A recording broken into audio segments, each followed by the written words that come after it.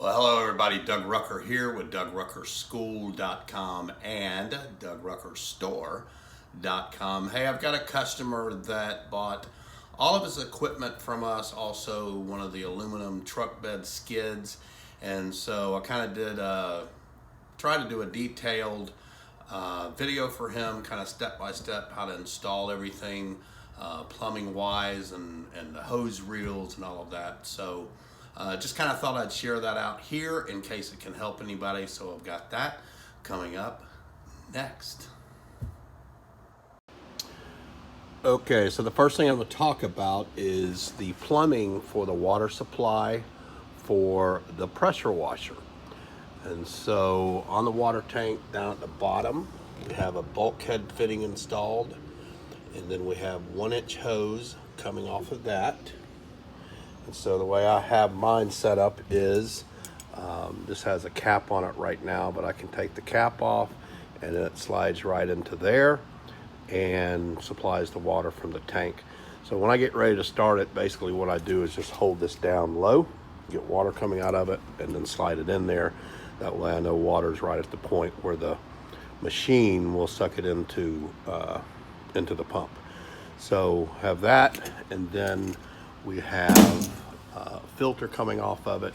You do have to take the belt guard off in order to get the filter on it.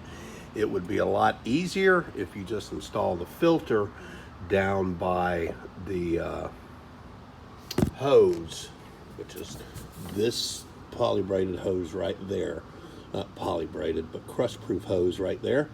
It'd be easier if you just install it in line in that hose. You can cut it and install it right there. That would be a lot easier than having to fool with this the way I do for the sake of a filter. And then you could actually just run a hose barb right to here and eliminate this part. You don't necessarily have to have that. That will keep you from taking the belt guard off, okay? So for the bypass hose, coming off of the unloader, this bypasses and takes the water when you're off the trigger back to your tank. So I've got a 1/2-inch hose. We've got a 1/2-inch by 1/2-inch fitting coming off of the unloader. It's a 90, and it simply comes back from here and goes to right there. I'm using a uniseal. You can see up top, don't worry about the PVC 90, that doesn't have anything to do with this.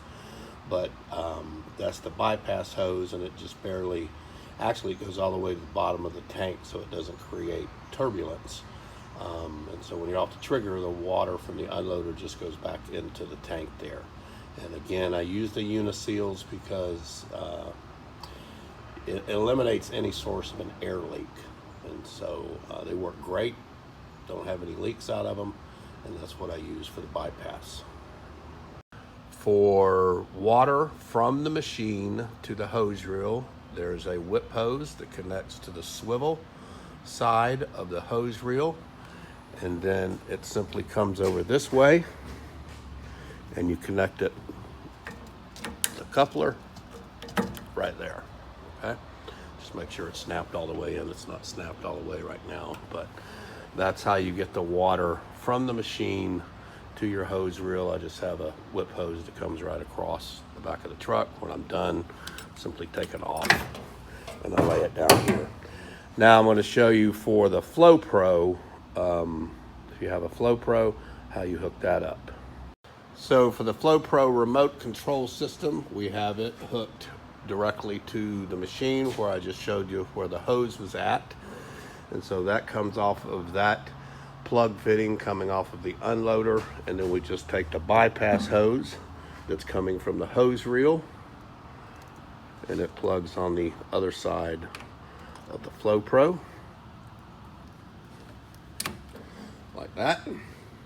So it's basically going to look like that.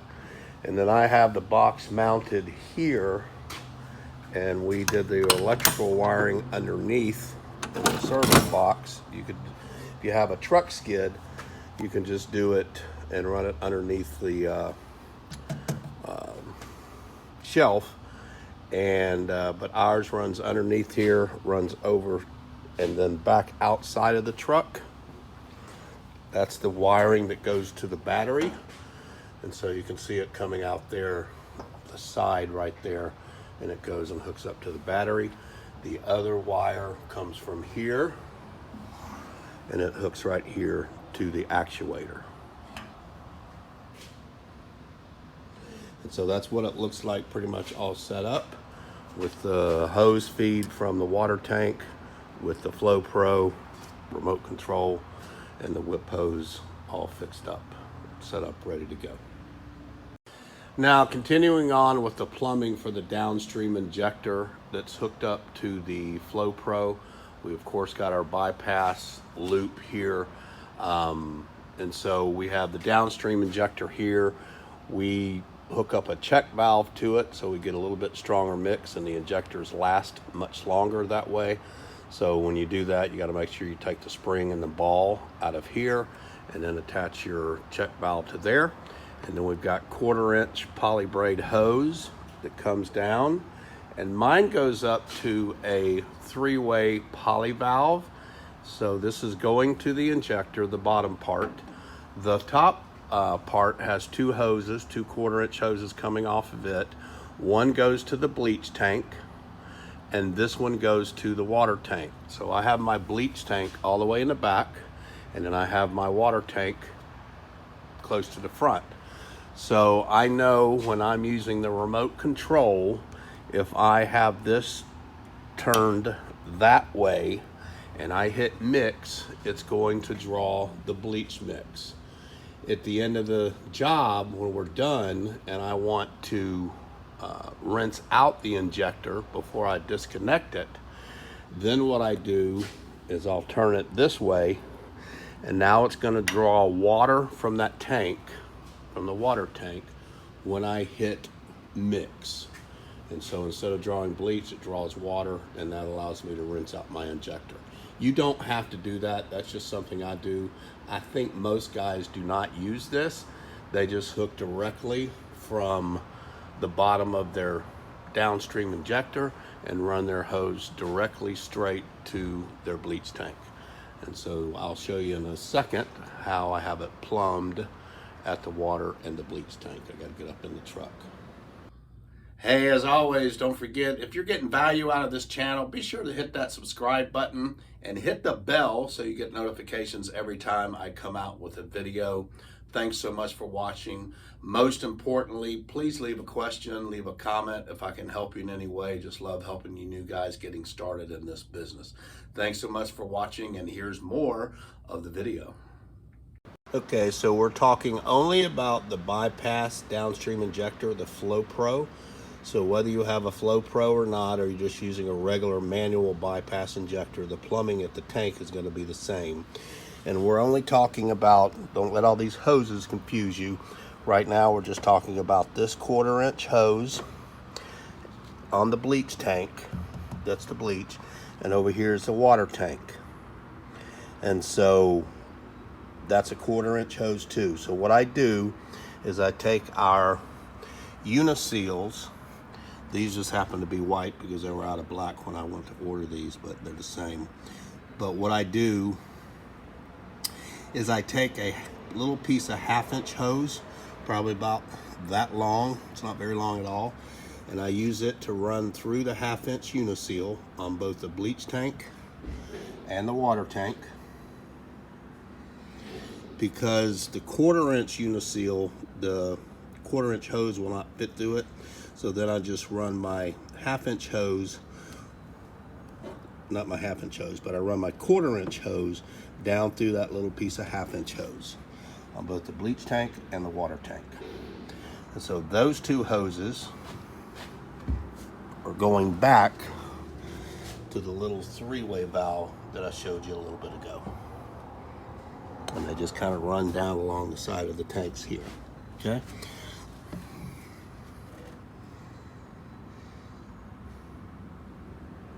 There's the bleach for the downstream injector. There's the water for the downstream injector. Again, 1/2-inch uniseal.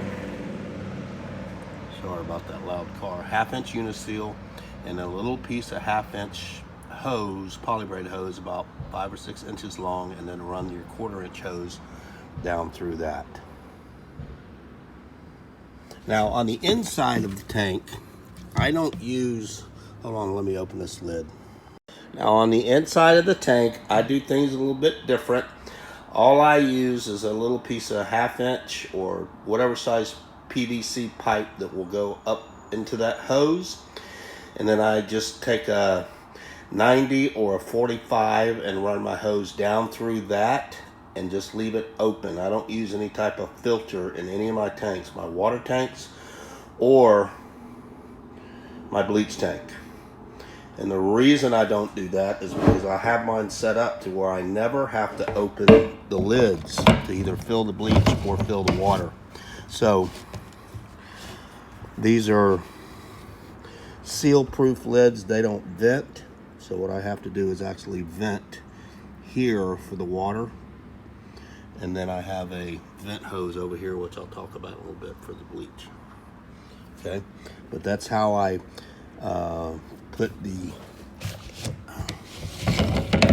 that's how I do in the bottom of my tank. The PVC weights it down and the 90 helps kind of hold it up a little bit so that you pretty much are not going to really suck anything as long as you're keeping your tank clean. So just the way I do it, I just want to make sure I'm getting full flow through that hose, and I just don't trust any type of filters that are out there for the bottoms of tanks. Okay, so back to the bleach tank. This is a bleach tank which is has a vent on it. This bulkhead is kind of old. I just never replaced it with uniseal, but you can use the uniseal. And this basically on the inside, it does not have any hose going down. It's just open on this bulkhead on the inside. And so what that does is help off gas and bring any fumes. And that hose is going down. It goes through that hole in the truck. And then it goes all the way out to the back of the truck. And so that will help you when you vent your bleach tank like this, whether it's a truck or a trailer. That's going to help you prevent when you're filling up and leaving the lid open, all the gases and fumes come up from the sodium hypochlorite, and then they settle down and eventually just rust everything out. So you have to make sure you're venting the bleach tank, and it's just a simple bulkhead or uniseal hose just barely sticking down in there, and it'll all vent out to the back of the truck. When it gets to the back of the truck, because the fumes and the gases are heavier than air, the fumes and gases just float down. They don't come up towards your truck. So very important to do that. Okay, for the Kingslinger Softwash system, on the back of it, we have two valves that we are using. The middle valve we don't use. You've got your cam lock fittings that come off the back of that. The one closest to the pump is the water, and so it's coming from that fitting, and it comes all the way here, and it goes into another uniseal fitting and goes all the way down to the bottom of the tank, just like I showed you previously. The bleach does the same exact thing, but we use the furthest valve over. In other words, the middle valve stays open. It's not used very often because I add my soap to my bleach. I don't meter my soap. And so that hose connected to that cam block fitting goes from there to here, and then all the way down to the bottom of the bleach tank. All right, so on the outside of the compressor where the pump station is, so you've got your valves, you got your tsunami air water separator, you've got your 3 valves. Again, this one is water on my setup, this one is bleach. And so if I turn it that way, that's water all the way on, water off, bleach on all the way, water on all the way, is a 50-50 mix. And so all I do is I just turn this about a quarter turn each way to drop it somewhere around 10%. It's not exact, but it's a good little guide that I go by. Okay, and then at the bottom you have two manifolds. One is bringing the solution from your inlets to here, and this is pumping it out. And so that hose goes from here to the hose reel right there onto your swivel. And over there you have to use a 1/2 inch threaded by 1/2 inch barb, because I'm using a 1/2 inch hose here. Okay, so that should take care of all the plumbing. No, one more, the water tank. Okay, so this is the supply hose reel that hooks up to the water faucet to bring your water to your tank. And so what happens here, on here we have a 1/2 inch to 5/8 hose barb. And then on the swivel, I have 1/2 inch to 3/4 hose barb. Then I've got a 3/4 inch piece of hose going from here over to my float valve. And that float valve, as it raises up, will turn the water supply off when it gets to the level that the float valve is set to. So that's the water tank for the hose supply, water supply. And then on the gas tank, I have 2 ports right there, and that's 1/4 inch poly braid hose, the same exact hose you use for downstreaming. And one of those goes to the gas tank here on the pressure washer, and then the other one goes to the carburetor fuel pump right there on the air compressor. And so I actually took my gas tank off because it creates a little space in there, easy to work with. But you have to just pull on this a few times to get the gas all the way to come up, but you just gotta, I kind of watch it in the poly braid hose as it's coming up, and then once it gets there, you know, a little starter fluid helps it too. But that's the gas.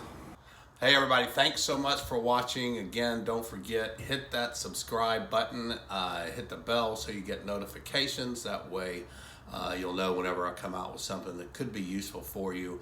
Give me a like, as well as a comment or a question if I can help you. Again, don't forget about my online video school. Can be very helpful for you if you are starting a business. That's what it is designed for. pressurecleaningschool.com/join is where you can see that. And don't forget about our once a month training here in Houston, Texas. Been doing it for 10 years, still rocking and rolling. Our next one is April 11th and 12th, I believe, but you can go to pressurecleaningschool.com/events if you'd like to check that out. So again, hope this video has been helpful to you. Thank you guys for watching, and y'all have a blessed day.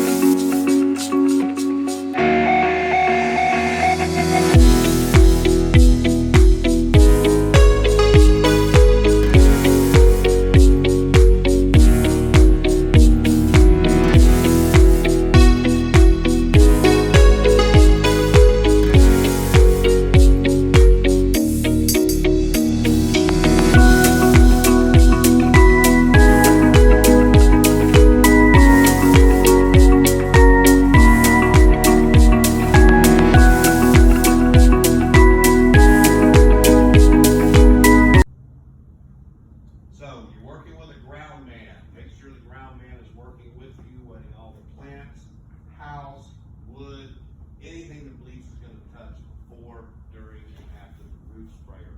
One very important thing to make sure you're keeping wet is the exterior of the gutters, especially if you're using a really strong mix, because if it hits it and kind of drips down it, it's going to stripe it. So you got to make sure you're keeping the gutters wet and you're keeping them rinsed when you're spraying. If you're spraying like we did yesterday from the ground up, that mist can hit the gutters, so you got to make sure those are staying wet. From the top, if you're spraying from the roof, top down, as you start getting closer to the bottom edge of the roof, it bounces off the top of the gutters and rolls down as little streaks.